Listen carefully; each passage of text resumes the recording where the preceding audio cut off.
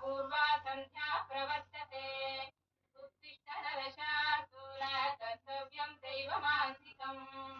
उत्तिष्ठोत्तिष्ठ गोविन्द उत्तिष्ठ गरुडध्वज उत्तिष्ठ कमलाकान्ता त्रैलोक्यं मङ्गलं कुरु उत्तिष्ठोत्तिष्ठ गोविन्द